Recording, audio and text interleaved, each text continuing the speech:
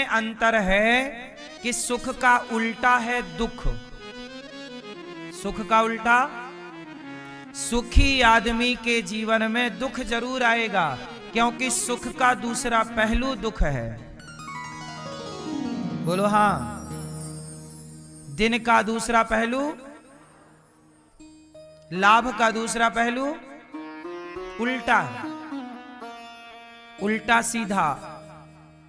ठीक है, अब ध्यान से सुनो कि सुख जो है, आज जितने सुखी हैं आपको दुख भी होना पड़ेगा, दुखी होना पड़ेगा, प्रकृति का नियम है। सर्दी है तो गर्मी भी होगी जरूर। बोलो हां। तो सुख का उल्टा दुख है। आज सुखी हो तो कल दुख भी मिलेगा। अच्छा, दुख कहां से मिलता है? जहां से सुख मिलता है। अच्छा बताओ, सच बताओ, दुख कहां से मिलता है? बोलो, कहां से? बेटा हुआ, बड़ा सुख मिला। मेरा बेटा हुआ, बेटा बेटा बेटा बेटा बेटा। बेटा से सुख मिलता है, लेकिन वही बेटा जब जवान होके आंखें दिखाता है तो वहीं से दुख मिलता है। जहां से सुख मिला है वहां से ही, वहीं से ही दुख मिलेगा।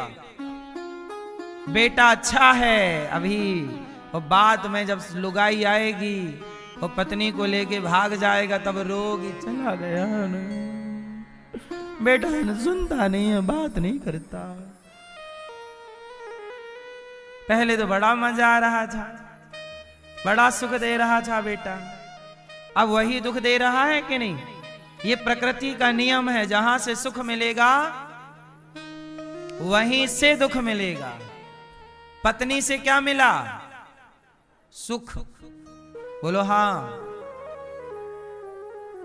बहुत सुंदर हो तुम, आई लव यू, तुम्हारे जैसा तो कोई नहीं है, परियों की भी परी हो। और बाद में जब दिया उसने एक डंडा, फिर अरे महाराज हमें से तलाक दिलाओ, जल्दी तलाक, हमें नहीं चाहिए ये। पहले सोच रहा था कब शादी हो, कब शादी हो, अब कह रहा कब तलाक हो, कब तलाक हो। बोले शादी हो जाएगी बड़ा सुख मिलेगा, अब कह रहा तलाक हो जाए तो सिर की बिच्छू उतर जाए। बोलो हां। तो जहां से सुख मिला, सुख मिला, कैसी है बहू? बहू तो चंद्रमुखी है।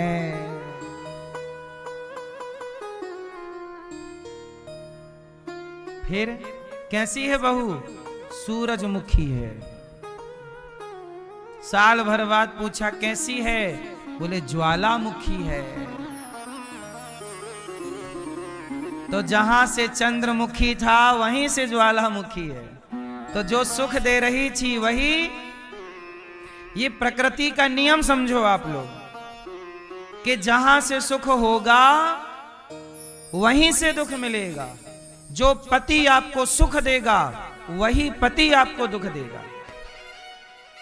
पति मिला, बहुत सुख दे रहा है, कमा कमा के ला रहा है, बहुत प्यार कर रहा है, और तभी पति की हो गई छुट्टी, गए, किसी कारणवश मृत्यु हो गई। अब जाने के बाद दुख दे रहा है कि नहीं? रो रहे हो उसकी याद में, छोड़ के चला गया जीवन साथी बीच में।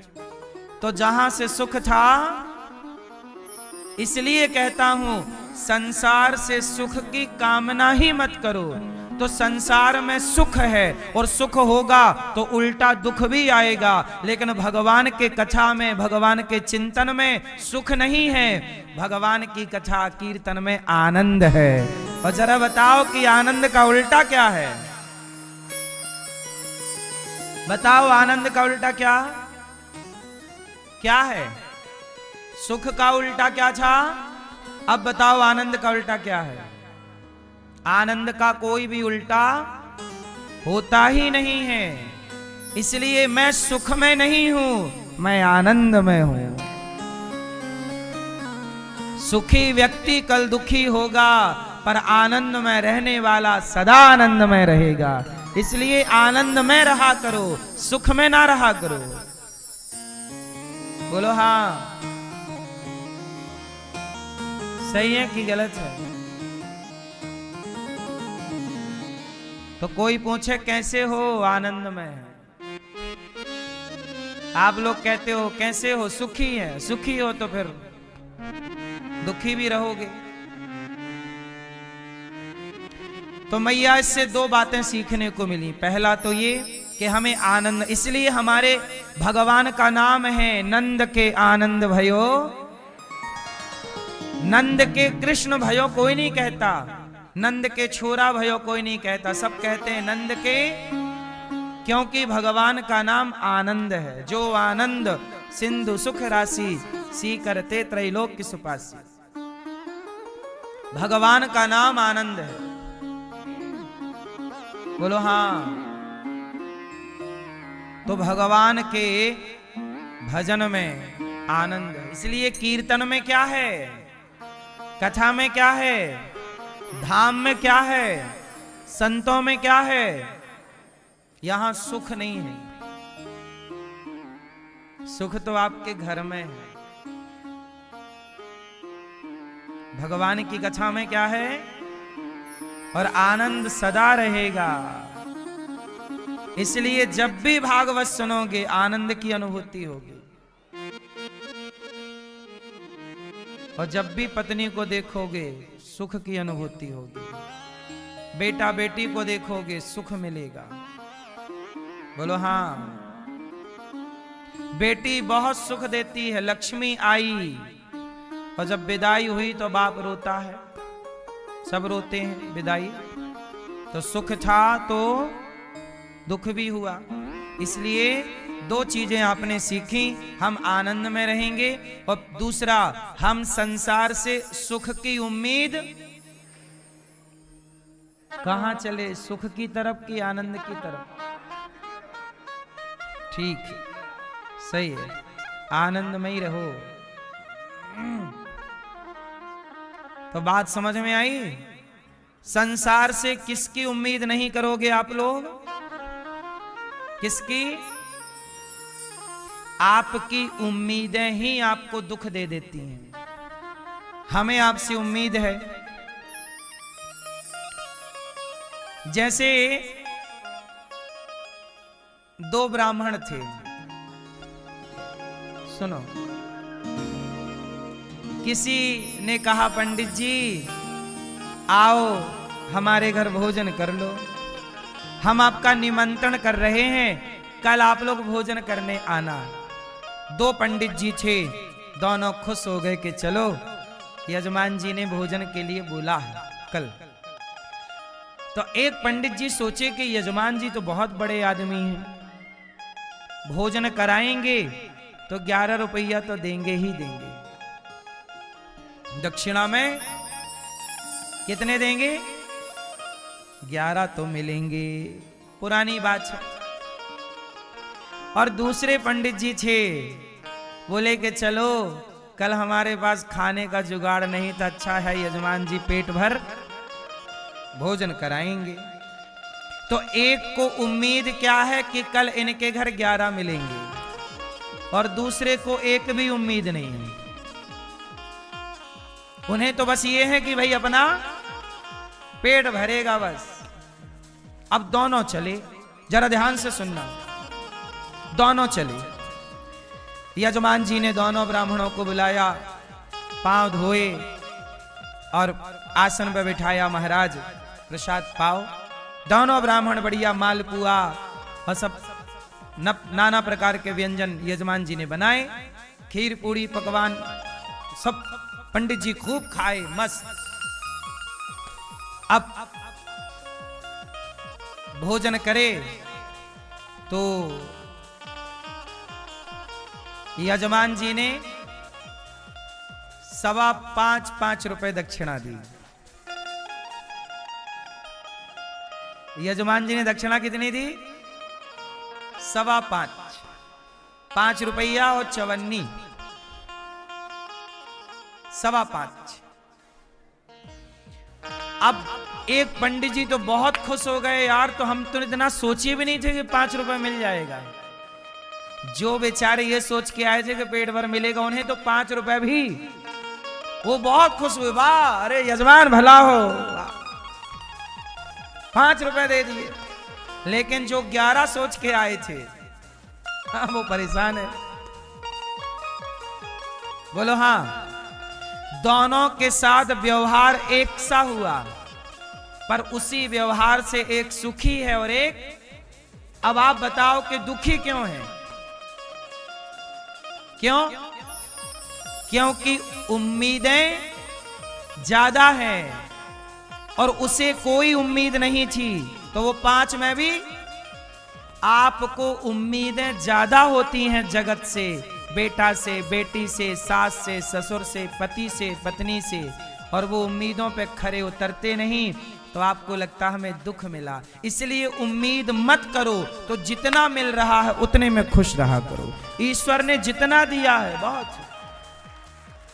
हमें तो इतनी भी उम्मीद नहीं थी कि बिहारी जी वृंदावन ले आएंगे, लेकिन यहां लाके बसा लिया, इस बात से प्रसन्न हूं। तो हमें तो ईश्वर ने, हमने तो एक भी नहीं सोचा था बिहारी जी ने इतना दिया। हम तो ये भी नहीं सोचे थे कि हमें भगवान देखने को आंखें देंगे, लेकिन बड़ी कृपा की कि अंधा नहीं बनाया। तो हमारी तो उम्मीद ये भी नहीं थी कि हम देख पाएंगे। बोलो हाँ। हम जब पैदा हुए थे तो हमारी माता बताती हैं कि हम बहुत दुबले पतले थे। सबको ऐसा लगता था कि हम मर जाएंगे 1-2 महीने में। बताओ, ऐसा हमारी माँ कहा करती हैं कि तुम ऐसे थे कि सब लोग ऐसे ही कहते थे कि तो बच्चा अब देखो मर जाएगा, क्योंकि बड़ा दुबला पतला है। मतलब बहुत ज्यादा वजन नहीं था जब जन्म लिए थे, तो कमजोर थे, इतने से थे हम, मैया बताती थी। तो मतलब हम तो देखो जन्म लिए तभी मर जाने वाले थे, हम इतना जिएंगे ये भी उम्मीद नहीं थी। हमारी उम्मीद से ज्यादा आयु ईश्वर ने दे रखी है, इसलिए हम खुश हैं क्योंकि हमें हर चीज उम्मीद से, और आप लोग दुखी हैं क्योंकि आपकी उम्मीदें ज्यादा है। इसलिए कहता हूं जितना आपको मिला है वो भी आपकी उम्मीद से कई गुना ज्यादा है। ये आप क्यों नहीं सोचते? क्यों ये बात सही है कि नहीं? आपकी उम्मीद से ज्यादा है कि नहीं? अच्छा देखो, ये कुत्ते का बच्चा यहां घूम रहा है, ये कुत्ता है, आप मनुष्य हैं, दोनों को ईश्वर ने बनाया है। बोलो हाँ। दोनों को किसने बनाया है? ये कुत्ते के पिल्ले को भी ईश्वर ने बनाया, आपको भी बनाया। ये कुत्ते के पिल्ले को ठंडी लगती है ना, तो कहां जाए, क्या कपड़ा पहने? आपको ठंडी लगती है तो देखो कपड़े लत्ते। तो आपको भी उम्मीद क्या थी? हम तो 84 लाख योनियों में भटक रहे थे, हमारी उम्मीद नहीं थी कि भगवान हमें 84 लाख योनियों से निकाल कर ये सुंदर सा जीवन प्रदान करेंगे। इस बात की प्रसन्नता होनी चाहिए और ईश्वर का धन्यवाद होना चाहिए। लेके गए 5 मिले तो रोड परेशान है, और वो 1 भी की उम्मीद लेकर नहीं गए, 5.25 मिले खुश है। इसलिए आपको जो परमात्मा दे रहे हैं उसमें आप प्रसन्न रहिए, उम्मीदें ना लगाइए कि हमें ये, हमें। भगवान जितना भी देते हैं ठीक देते हैं। क्यों? सही है कि नहीं?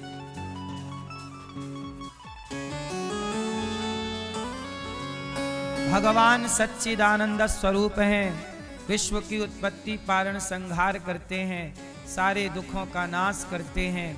ऐसे भगवान कृष्ण को हम नमस्कार करते हैं, राधा सहित श्री कृष्ण।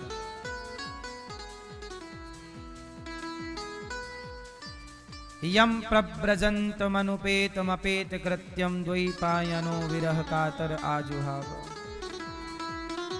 सुखदेव भगवान प्रकट हो गए और सुखदेव भगवान जन्म लेते ही सन्यास लेने के लिए चले। संसार में उलझना नहीं है। अच्छा बताओ, गृहस्थ होना सही है कि संत हो जाना सही है? उत्तर दो। मैया, ओ मेरी माँ पीली मैया, कहाँ चली मेरी माँ? सुनो मैया, बैठ जाओ मोबाइल वाली मैया। बताओ, गृहस्थ आश्रम अच्छा है कि संत हो जाना अच्छा है? कौन बढ़िया है? जोर से कौन? क्या होना अच्छा है? क्या? जोर से। मैया क्या बोलती तू?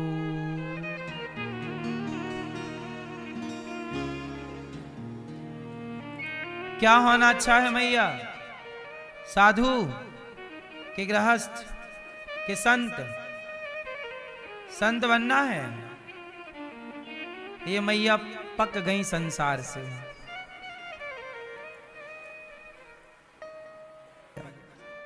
हाँ या ना? कहो मैया। निंदा चुगली तो आप अभी भी छोड़ ही सकती हो, फिर हो गई संत और क्या? निंदा चुगली छल कपट छोड़ दो, बस यही है साधु का लक्षण।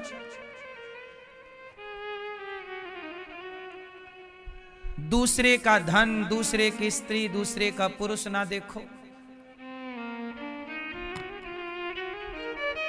सुखदेव भगवान प्रकट हुए और सब छोड़कर चल पड़े। बोले फंसेंगे नहीं, संसार में आप फंसते हैं। अच्छा, गृहस्थ में रहना बुरा नहीं है, पर गृहस्थ में रहते हो। अभिमन्यु चक्रव्यूह में जाना तो जानते थे, पर वापस आना नहीं जानते। ये गृहस्थी चक्रव्यूह है, इसमें जाना भी जरूरी है और आना भी। तो गृहस्थी के चक्रव्यूह में फंसो, पर जैसे फंसे हो वैसे आसानी से निकल भी जाओ, तब तो गृहस्थी सही है। और आपने केवल अभिमन्यु की तरफ फंसना सीखा है तो फिर मृत्यु तो होगी, बेमौत मारे जाओगे। अब आजकल के गृहस्थी लोग ऐसे ही हैं, अभिमन्यु टाइप के। जाना तो सीखे हैं, आना नहीं सीखा। गृहस्थी में गए। अच्छा, प्रकृति का हिसाब देखना। चलो मैं आपको गृहस्थी में जाना और वापस आना सिखाता हूं। सिखाऊं? क्या सिस्टम है? पहले ईश्वर की व्यवस्था देखना, फिर आप अपनी अपनी व्यवस्था देखना। सुनो, जब आपका जन्म हुआ तब आप दुकेले थे कि अकेले थे? क्यों मैया? जब आप लोगों का जन्म हुआ तब आप अकेले थे कि 2-3 लोग साथ में थे? बोलो। अकेले। अब सुनो, देखो आपकी यात्रा स्टार्ट हो गई। अब आपकी यात्रा में क्या क्या पड़ाव होते हैं वो सब सुनो ध्यान से। जब आपका जन्म हुआ आप अकेले आ गए, यहां आए तो यहां आपको एक मां मिली। बोलो हाँ। एक पिता मिले। बोलो हाँ। यहां आए, माता मिली, पिता मिले, भाई मिला और बहन मिली, फिर एक सुंदर सी पत्नी या पति। रुलाऊं ये धर्म? इसलिए हम हंसते और हंसाते रहते हैं। वृद्ध माओं की सेवा करते हैं। हमारे सेवा से यदि किसी को खुशी मिले तो बुराई क्या है? हम किसी के काम आए। क्यों मेरी मां? अच्छा ये बताओ, भगवान साकार है कि निराकार? साकार भी और निराकार भी। भगवान साकार है कि निराकार? क्या है आप बताओ? दोनों है कि नहीं? क्यों भाई आपके हिसाब से भगवान साकार कि निराकार क्या है? क्या है? क्या मैया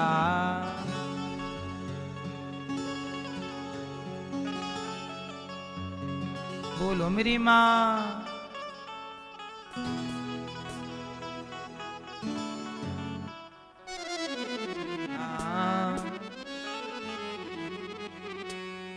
भगवान साकार भी है। साकार मतलब जिसका कोई आकार है, और निराकार मतलब जिसका कोई आकार। तो भगवान का आकार है राम, कृष्ण, नरसिंह, और भगवान का कोई आकार नहीं है, ब्रह्म, परमात्मा। तो वो निराकार भी जब चाहें तो उनका कोई आकार ना हो, और जब चाहें तो वो अपना एक आकार ले सकते हैं। तो भगवान दोनों सामर्थ्य रखते हैं, चाहे निराकार की उपासना चाहे साकार की। सगुण ही अगुण ही नहीं कछु भेदा, कोई भेद नहीं है। अच्छा ये बताओ भगवान के अवतार कितने हैं? कितने? 49। कितने भैया? सुन रहा है न तू,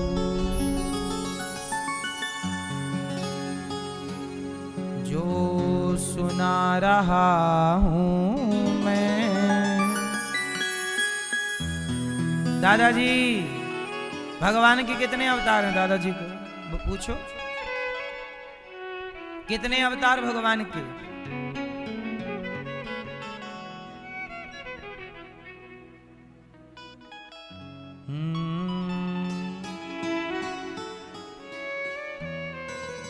तेरा मुस्कुराना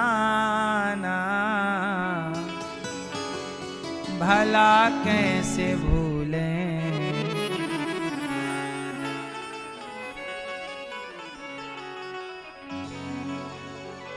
भगवान के अवतार कितने हैं? 24, 20, 24, 24 अवतार। 24 अवतार भगवान के हैं। कभी वो राम बन जाते हैं, कभी वो कृष्ण बन जाते हैं, कभी वो नृसिंह बन जाते हैं, कभी वो वामन बन जाते हैं, कभी मत्स्य मछली बन जाते हैं, कभी कच्छप कछुआ बन जाते हैं, कभी वाराह बन जाते हैं। बोलो हाँ, अनेक रूप हैं। अच्छा भगवान ने अनेक रूप क्यों लिए? 12 अवतार इसलिए लिया कि 12 मतलब 12 रूप में जो सुअर इत्यादि हैं, इनको ये ना लगे कि भगवान हमारे नहीं हैं, भगवान इनको भी ये लगे कि भगवान हमारे हैं। समुद्र में रहने वाले मछली को ये ना लगे कि भगवान हमारे नहीं हैं, तो मछली बन गए ताकि मछलियों को ये लगे कि भगवान हमारे हैं।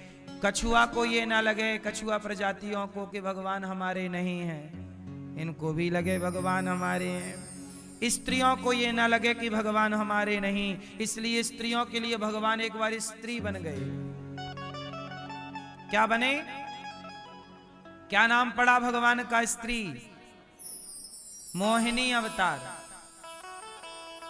स्त्री कौन सा अवतार मानी जाती है? तो आपकी पत्नी भी भगवान का ही एक अवतार है, मोहिनी अवतार। बोलो हाँ, आपकी पत्नी है तो आपको मोहित करती है कि नहीं?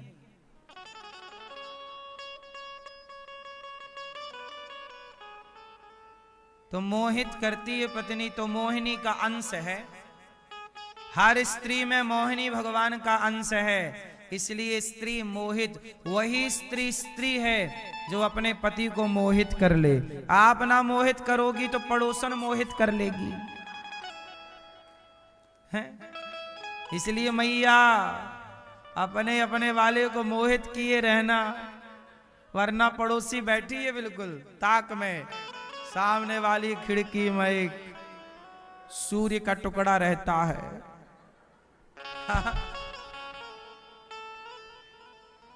कर लेगी मोहित। फिर रोगी आप, अरे पति हमारे पड़ोसन के चक्कर में पड़ गए, आप कर नहीं पाई मोहित, पड़ोसन सफल हो गई। बोलो हाँ। तो स्त्री के अंदर कौन सा गुण है? मोहिनी भगवान का अंश है, इसलिए स्त्री के अंदर मोहित करने की क्षमता है। स्त्री केवल पुरुषों को देख के ऐसे बस कर दे, ही बस। कुछ पुरुष तो इतने ही में पागल, इतने में फिर उनकी पढ़ाई लिखाई मन नहीं लग रहा है कि हमें देख के हंसी का है। सही है कि नहीं? पुरुषों के अंदर कंट्रोलिंग पावर नहीं है, किसी को भी देख के पीछे भाग जाते हैं। अरे आपकी जीत तो तब है जब सुंदर से सुंदर स्त्री भी आपके अगल बगल हो, वो आपको देख रही हो, लेकिन आप अपने लक्ष्य से ना भटकें, आप किसी और देखने की जरूरत ना करें। ये आपकी जीत है। पीछे पीछे भाग गए तो आप कहां जीते, आप तो हार गए। बोलो हाँ। लेकिन पुरुष कभी स्त्री से जीत नहीं सकता। स्त्री और पुरुष की लड़ाई हो तो कौन जीते बताओ? सदा से स्त्री बड़े बड़े साधु संतों को हरा दिया, स्त्रियों ने नहीं हरा दिया। बोलो हाँ। फिर सबसे ताकतवर इस धरती पे यदि कोई है तो स्त्री है। बोलो हाँ। रावण को देवता नहीं हरा सकते थे, एक स्त्री के चक्कर में सर्वनाश हो गया। बताओ ताकत रावण की ज्यादा है कि सीता मैया की? फिर इसलिए हमारे यहां नारी को शक्ति कहा गया है। क्या बोला गया है? शक्ति। शक्ति की उपासना होती है। नारी ही शक्तिशाली है जो पुरुष से जीत जाती है, पुरुष हार जाता है।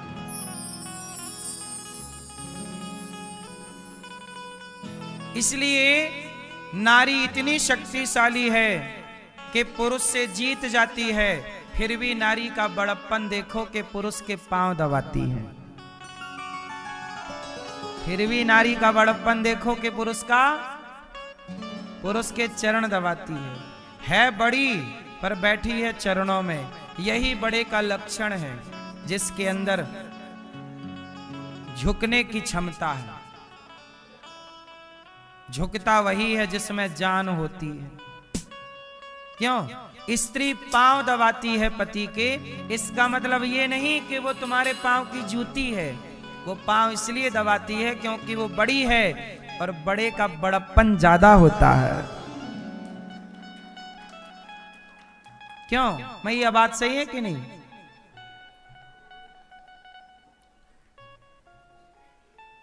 सच बताओ मैया, आपके पति आपसे जीत जाते हैं कि हार जाते हैं?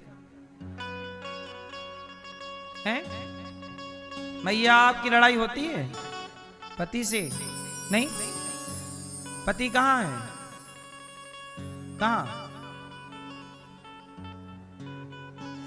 ये तो बेचारे पहले ही हारे हैं, ये क्या जीतेंगे आपसे?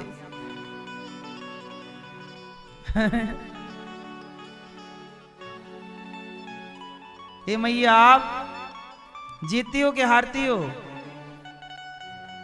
आप जीत जाती हो।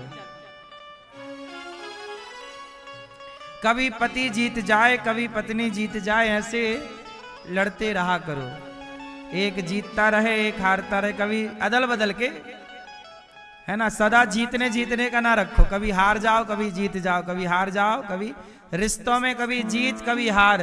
रिश्तों की हार भी जीत होती है। बाप बेटे की लड़ाई हो तो बाप से कभी जीतने की कोशिश ना करो, सदा हार जाओ।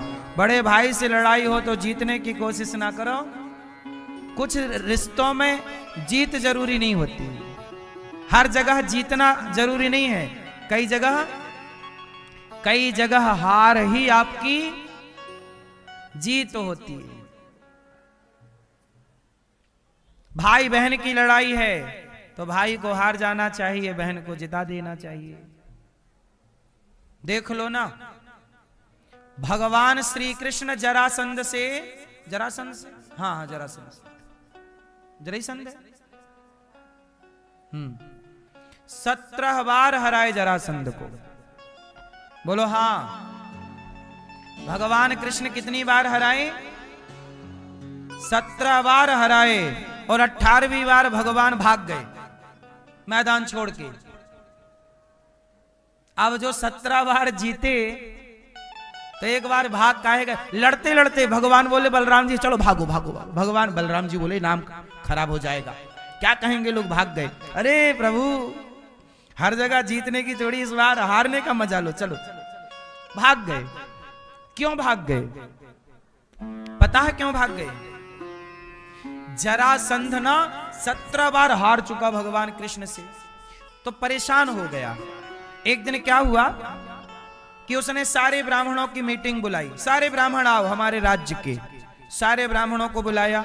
इतना ही बड़ा हॉल था, इससे भी बड़ा। उस हॉल में सारे ब्राह्मणों के इकट्ठा किया और बाहर से ताला लगवा दिया। और जरासंध बोला बताओ, मैं कृष्ण से युद्ध करने जा रहा हूं मथुरा, बताओ मैं जीतूंगा कि हारूंगा? क्या कह रही है तुम्हारी भविष्यवाणी? अब सारे पंडित जी बोल दें कि हार जाओगे तभी मरवा देगा, काट दो सबकी गर्दनें। कह रहे हैं हार जाओगे। तो ब्राह्मणों ने डर के कारण कह दिया कि जरासंध महाराज इस बार तो आप जीतोगे। अब सारे ब्राह्मणों को बंदी बना लिया ना, और सबको जेल में डाल दिया। तुम कह रहे हो कि जीतूंगा, यदि मैं हार गया तो तुम्हारी गर्दनें पहले काटूंगा, सबको मार डालूंगा एक तरफ से, और तुम्हारी बात सही तो पुरस्कार दूंगा। अब सारे पंडित जी तो बेचारे जेल के अंदर, सारे ब्राह्मणों को बंदी जरासंध ने, और सेना तैयार की। चला युद्ध 18वीं बार। और कृष्ण के सामने मथुरा, यहीं पे लड़ाई हुई। और जब लड़ाई हुई भगवान को पता लगा कि तो ब्राह्मणों को बंदी बना के आया है। इसने किसे बंदी बनाया है? निर्दोष, जिनकी कोई गलती। अब भगवान बोले कि यदि मैं जीत गया तो बेचारे ब्राह्मणों की हत्या हो जाएगी। तो ऐसी जीत किस काम की जो निर्दोषों की, निर्दोषों के खून से रंगी हो जीत? भगवान बोले नहीं, इस बार उन ब्राह्मणों की रक्षा के लिए मुझे हार स्वीकार करनी चाहिए। और भगवान ने रणनीति अपनाई, युद्ध करते करते भाग गए। तो नाम क्या पड़ा? रणछोड़। बोलो रणछोड़ भगवान की। ये हमारे कन्हैया कैसे हैं? अर्जुन भाग रहा था, युद्ध नहीं करूंगा, उसे लगाया कर, और खुद भाग गए। तेरी लीला का ना पाया कोई पार, तेरी लीला तू ही जाने। अब देखो, भगवान भाग गए, जरासंध को लगा मैं जीत गया। गया घर, सारे पंडित जियों को खोला, पांव धोया, सम्मान के साथ सोना चांदी दान किया। पंडित जियों ने जेल में घुसे घुसे भगवान से प्रार्थना की, हे भगवान इस बार जीत जाना, इस बार हार जाना, हार जाओ आप। पंडित जियों की प्रार्थना भगवान ने सुनी, हार गए। तो भगवान कई बार, देखो लीला है, कई बार भगवान जीते, कई बार हारे। एक बार हारे तो अब लोग, आपको ये वाली कथा नहीं पता होगी तो आप क्या कहोगे? अरे ये तो मैदान छोड़ के भाग गया। हमारे प्रभु जो करते हैं उसके पीछे कोई ना कोई कारण जरूर होता है। अब वो कारण पता ना होने से लोग कुछ भी बोलते रहते हैं।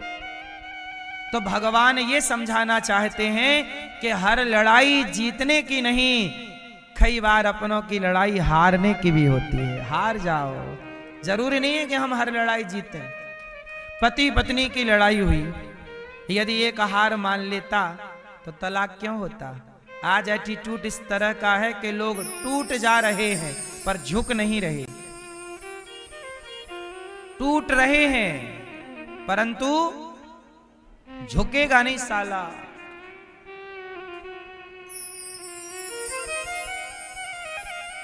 झुक नहीं रहे। क्यों? झुकता वही है जिसमें जान होती है। भगवान कृष्ण ने ये सारी लीला की। अच्छा, भगवान ने अपनी प्रतिज्ञा तोड़ी एक बार। क्या? महाभारत में भगवान कृष्ण की प्रतिज्ञा थी, मैं अस्त्र शस्त्र नहीं उठाऊंगा, और भीष्म पितामह ने बोला कि मैं उठवा के रहूंगा। तो पितामह की प्रतिज्ञा को रखने के लिए भगवान ने अपनी प्रतिज्ञा तोड़ दी और भगवान ने रथ का पहिया उठा लिया। रथ का पहिया उठा के दौड़े। बोलो हाँ। मानो भगवान कहते हैं जैसे बच्चों की जिद के आगे माता पिता अपनी जिद छोड़ देते हैं, ऐसे भक्त की जिद के आगे भगवान अपनी जिद छोड़ देते हैं। भगवान भी अपना नियम बदल लेते हैं भक्तों के लिए। इतना प्यार करते हैं भगवान। इसलिए कहता हूं कि भगवान आपसे इतना प्यार करते हैं तो आप भी भगवान से प्रेम कीजिए। भगवान के 24 अवतार हैं। हर अवतार की एक विशेषता है। भगवान का अवतार सेवा के लिए हुआ। अब देखो ना, सुदामा जी, सुदामा जैसे गरीबों को भी गले लगाना चाहिए, ये कौन सिखाएगा?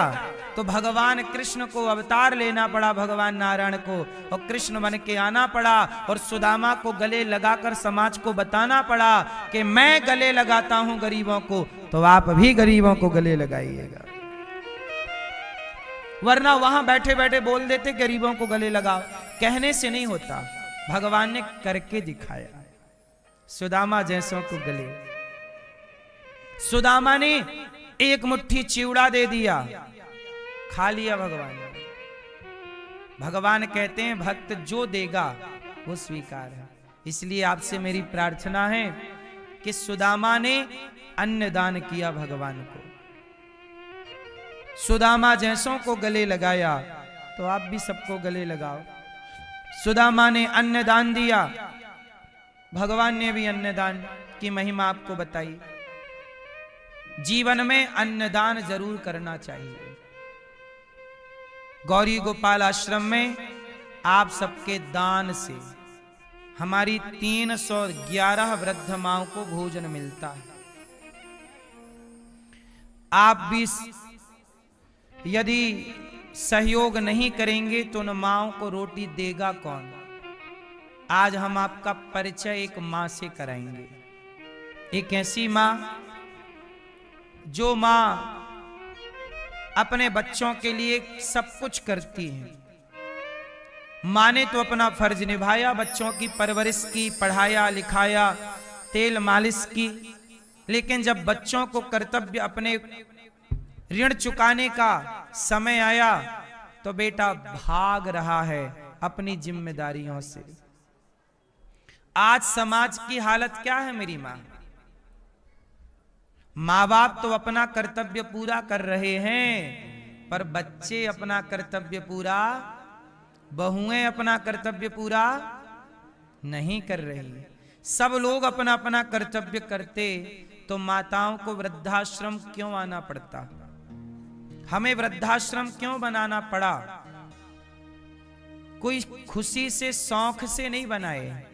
समाज की जब जरूरत देखी, इन बेसहारा माओं को देखा कि कोई सहारा दूर दूर तक नहीं है, न परिवार का न रिश्तेदारों का, तब ये मां कहां जाएं?